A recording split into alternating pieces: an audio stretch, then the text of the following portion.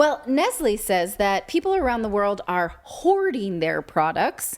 Trader Joe's also says that this is a big problem. And I think it's time to discuss the use of the word hoarding because it seems like a theme that we've been talking about lately are people who prepare for some kind of geopolitical upset, right? And we are being prepared to, eat bugs, eat fake meat, register our gardens, not collect rainwater. So collectively, if we are doing things that are sort of stockpiling for uncertainty, and they call us hoarders, is this another way to disenfranchise people who just are scared and have been through it, right? So collectively, let's think about what we've been through the last 2 years.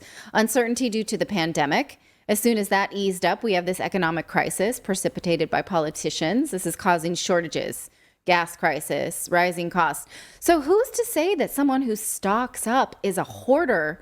This seems like such a pejorative word. Yeah. And it's a way for, I find these stories so elitist and condescending.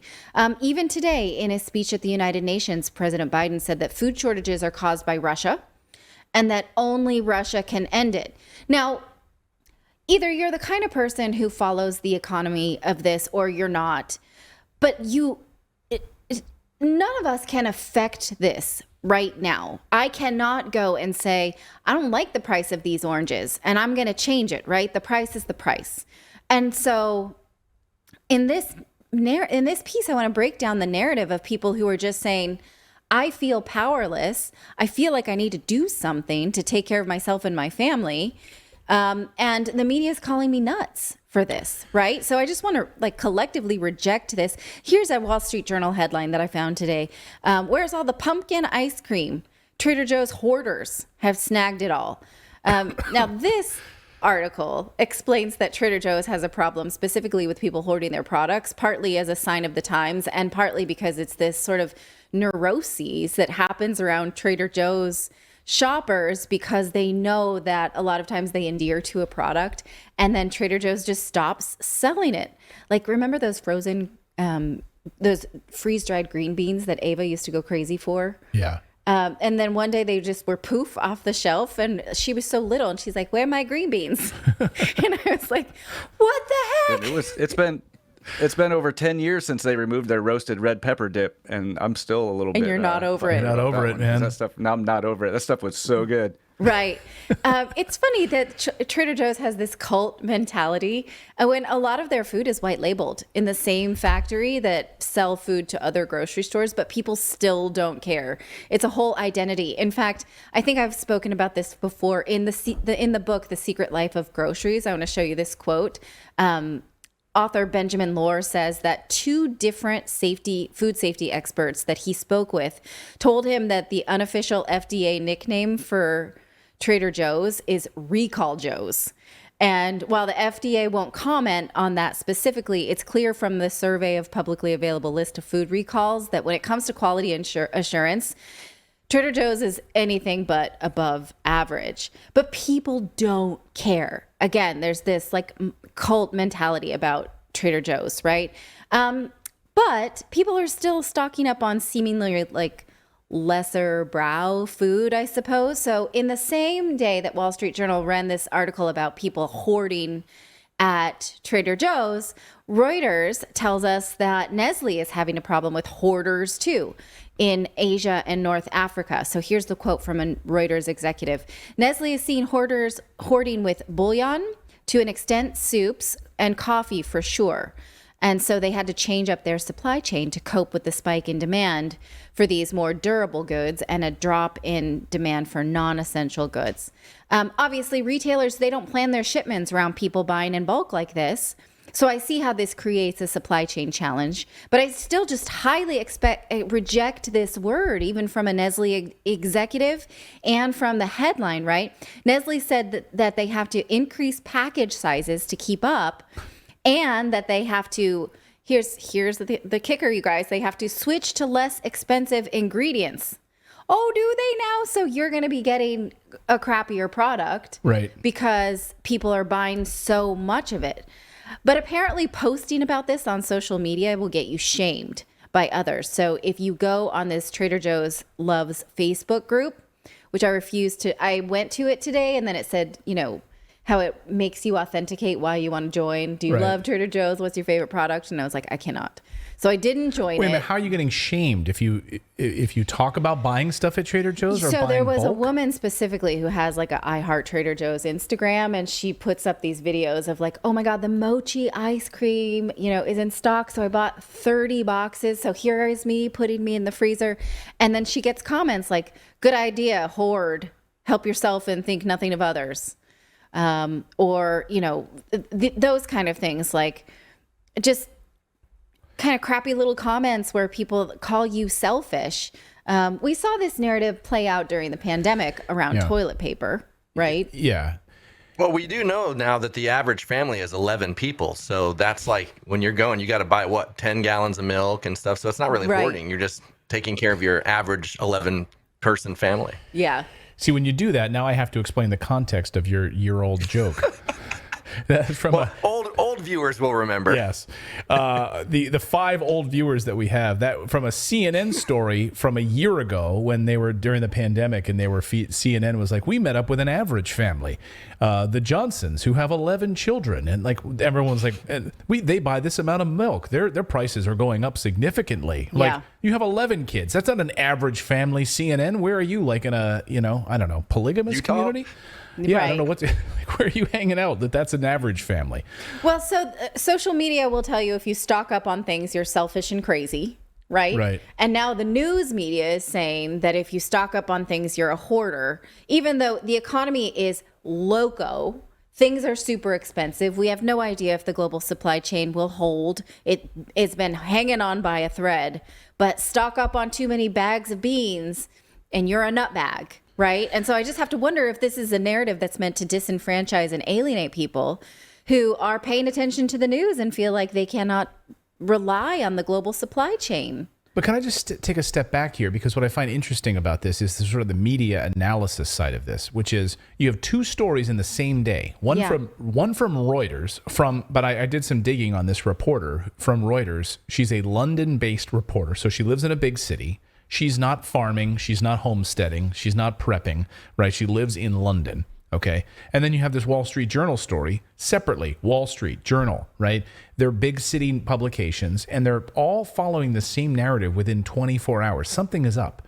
That's what I'm thinking. Yes. Like, there's no coincidences. There's no coincidences in this. Like, so yes, it is shaming of people. It is the same thing we talked about yesterday on the show about like, you need to register your farm now, like the United States, certain counties. Or the piece that Philip brought up that you can't, it's illegal to collect rainwater, right? Right. So we're gonna shame people who want to take care of themselves, want to prep and buy up extra rice and other things. I wanted to highlight this comment because someone says, interesting, Redacted. Have you ever been in a snowstorm that lasts a month and ice is over, rendering roads useless, power, water off for weeks? Yeah, the grid is nice when it's on, but sometimes weather says, hey, learn.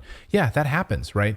That happened to us. We had 2.5 weeks without power during Hurricane Sandy and Irene. Yeah. And lost all my breast milk. I had a ton of breast milk stored up in our freezer, and it all went bad. This is a tragedy. And I was like, what am I going to put in my coffee? No, it was for our baby. Get your mind out of the gutter. I drink tea. Well, that was kind of my question on this too. Was like, so like, because they recommend you have a earthquake preparedness kit, So it's like, does that also make you a filthy hoarder if you're building like what? It's context is everything in this, and that's what's weird is because people just get to assume the context of why somebody is doing it. Yeah. Like if you go buy like all the SpaghettiOs because you're building your earthquake preparedness kit, but somebody's going to assume the context is you're just a filthy hoarder. Yeah. Right. And this word is pejorative. It connotes someone who needs to save every newspaper and every, I don't know, like, I object to these shows that show these people who are sort of more poor and powerless and have houses full of filth, and we can look at them and be like, well, at least I'm not like that, and feel better about ourselves, right? It's voyeurism. And judge them, right. And so that is what this word is connoting. And so anybody who then just like stocks up on something because they're afraid, like we all are, is having an unproportionate response. And if you're not doing that, then we're better than you, right? If the global supply chain does go down, who will have the last laugh? Yeah, and you're right. This idea of like you make an earthquake kick, you're not hoarding, you're stockpiling. Right. And if you're protecting your family, making sure that you have batteries, making sure you have, rice and beans and you're canning vegetables and you're taking care of your family. Then you're a prepper. You're a prepper or you're a hoarder. Or a homesteader is the nicer word I think that people are using. But they don't now. want you to do that. They want to control you. They want to take away farms, right? They're buying up as we just saw in the Bill Clinton piece, like they're buying up the farms. They're driving local farms out of business. They are consolidating power. They want to have you register all of this data about your farms. What are you producing on your own home? Like we're going to come in, and if you're producing more than, a week's worth of food, like you can't do that. We're going to tell you you cannot can't do be that. Self-sufficient. Obviously, some stalkers are more informed than others. Stalkers? I'm going to call them stalkers or stock. No, I guess that doesn't work. Stockpilers. Okay. Because stalkers is like Okay. stockpiling. See, there's and no not good A word. L. Not stock. Stock. Stock. STOC. Okay. Stalkers, yes. Yeah. One woman told the Wall Street Journal that she bought a year's worth of these salt and vinegar chips that she liked at Trader Joe's, and now they're all stale. So obviously that's an uninformed stockpiler. You need to, do it the right way. I've called out the police handbooks before, and I don't know what exactly, cities or whatever, if it's state police handbooks, but in the handbooks, it tells them to watch out for people with constitutions, people with third-party candidate bumper stickers, and people that are preppers, people that are missing fingers because they might be making, weapons. But What? like preppers and hoarders are people that they actually want you to watch out for. Yeah. Oh, of course. I mean, this is exactly who they're worried about. I mean, we just saw Alessandro Mayorkas, who is the Department of Homeland Security Secretary, a few weeks ago on the anniversary of 9/11, talking about how, the concerns aren't overseas. It's at home now. It's homegrown. That's our main concern. And then President Biden comes out and gives a MAGA speech as the enemy. 70 million people are basically the enemy of the state. Yeah. Like, that's who they're targeting. That's who they're watching. Of course, it's in their handbooks and who they're calling for. People in the chat want to know, what is Nestle? And I always make fun of my wife for this. I love her to death, but she calls Tesla, and she calls Nestle, Nestle. So it's if you hear her say Nestle with a Z, she means Nestle. It's actually Nestle Tool House. That's a Friends reference, and that will be lost on Clayton because he doesn't know Friends. Sorry. The only box set I've ever purchased. I was a Seinfeld fan. Sorry. What'd you say, Philip? You got the... I said I couldn't watch the show. I cannot watch anything with a laugh track. It absolutely melts my brain every time the laugh track goes off. I just cannot do it. All right. You're missing out, though, because Friends has some good ones. But okay, fine. I'm doing okay in life. Yeah. I suppose.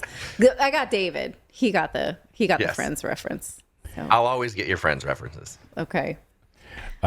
So, yeah. All right. Well, I just wanted to put a pause on using that condescending word because I'm seeing it now. And I think that because I've noticed this trend, we will all continue to notice it. And we just need a better word than it's like we're living in a bizarre world where the way of life that we've been taught to rely on can no longer be relied upon. So we are preparing. That is not a better word for hoarding, but let's all collectively think of one that's just stocking up. Yeah, stocking up. So we're stalkers. Stalkers. Yes. Every breath you take, every move you make, I'll be stalking you.